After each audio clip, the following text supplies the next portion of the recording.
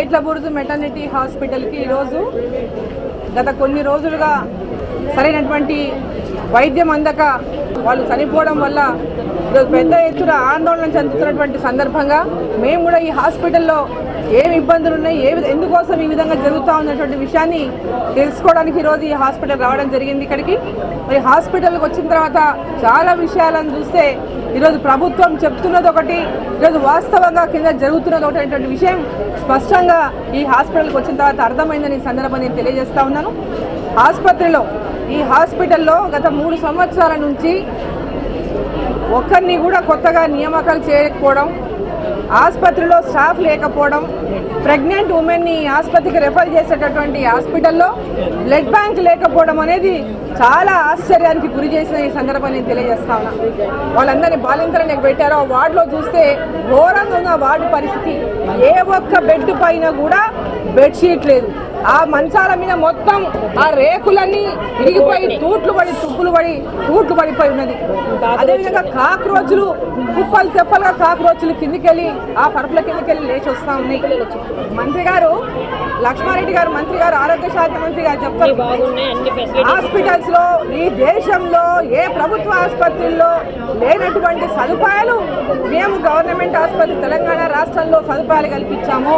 మేము ఇటువంటి అనేక రకమైనటువంటి సదుపాయాలు మేము వచ్చిన తర్వాత చేశామని ఏ ఒక్క హాస్పిటల్లో కూడా ఈరోజు మీరు ఇచ్చినటువంటి ఎలాంటి మిషనరీ అయినా, ఏ మిషన్లు మీరు ఇచ్చినా ఏదైనా ఉపయోగంలో ఉన్నదా అని ఒక సందర్భాన్ని ప్రశ్నిస్తా ఉన్నా. ఈ సందర్భంగా 600 ఇచ్చి వారు పిల్లకి అని మన 600 తీసుకొని పిల్లలు సాయంత్రం ఊడ్చడానికి పైసలు కావాలి, బాత్రూమ్ వాళ్ళకి పైసలు ఇవ్వాలి, లోపల పంపించడానికి ప్రతి దానికి పైసా.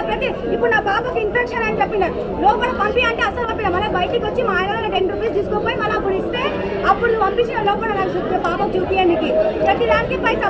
కారిపోయినాక పిల్లలు తెచ్చుకోవాలంటే డబ్బులు ఇవ్వాలి, బాత్రూమ్ పోవాలంటే డబ్బులు ఇవ్వాలి, ఏలాంటి దేనికి అడిగినా డబ్బులు ఇవ్వాలనేటటువంటి విధంగా వాళ్ళ ఆవేదన వ్యక్తం చేస్తూ ఉంటే కేసీఆర్ గారు సిగ్గుతో తల వంచుకోవాలని చెప్పి ఈ సందర్భాన్ని నేను తెలియజేస్తా ఉన్నాను. ఎన్నో సమస్యలు ఇప్పుడు అరుణ గారు మాట్లాడినట్టు హైదరాబాద్ నడిబొట్టున వారం 10 రోజుల్లో 10-15 మంది మహిళలు చనిపోయిన రిపోర్ట్ వచ్చినా కూడా హాస్పిటల్ విజిట్ చేసే తీరిక ఈ రాష్ట్ర మంత్రులకు లేదనేది ఇక్కడ స్పష్టం అవుతా ఉంది. అంటే వాళ్ళ క్లీనరీ మీద ఉన్న ఇంట్రెస్ట్, వాళ్ళ పార్టీ మీద ఉన్న ఇంట్రెస్ట్, వాళ్ళ కలెక్షన్ మీద ఉన్న ఇంట్రెస్ట్ పేద ప్రజల మీద లేదనేది ఇక్కడ స్పష్టం అవుతా ఉంది. మేము ఒకటే డిమాండ్ చేస్తా ఉన్నాం, 3 సంవత్సరాల నుండి బంగారు తెలంగాణని ఉపన్యాసాలు ఇవ్వడం కాదు, బతుకు తెలంగాణ కావాలి. పేదవాళ్ళు వచ్చి ఇలాంటి హాస్పిటల్స్లలో కనీస సౌకర్యాలు ఏదైతే స్టాఫ్ ఉందో ఇమీడియట్ గా వాటిని ఫిల్అప్ చేస్తే వాళ్ళకి మేలు జరుగుతుంది. ఈరోజు ఒక రకంగా తెలంగాణ వచ్చిన తర్వాత వైద్య శాఖ నిర్లక్ష్యం చేసి పేదవాళ్ళకు అందాల్సిన వైద్యం పట్ల ఈ ప్రభుత్వం నిర్లక్ష్యం వహిస్తుందనడానికి ఇది నిదర్శనం. మహిళా మంత్రి కూడా లేరు, సమస్యలు అర్థమైతలేవు. కాబట్టి ఇమీడియట్ గా మేము డిమాండ్ చేసేదంటే మహిళా మంత్రి ఇటువంటి మెటర్నరీ పంపించినట్టయితే మహిళలకు సంబంధించిన సమస్యలు తెలిసి ఇమీడియట్ గా రెస్పాండ్ అయ్యి వాళ్ళ ఇబ్బందులన్నీ కూడా తగ్గడానికి అవకాశం ఉంటుంది. కాబట్టి మహిళా మంత్రి ఉండాల్సినటువంటి అవసరం ఉంది. చెప్పుకోవడానికైనా దిక్కు లేనటువంటి పరిస్థితి. ఈ రోజు మగ మంత్రి వస్తే వాళ్ళు ఏం చెప్పుకుంటారు? వాళ్ళకి సంబంధించినటువంటి సమస్యలు చెప్పుకోవడానికి అవకాశం లేదు. చెప్తున్నారు.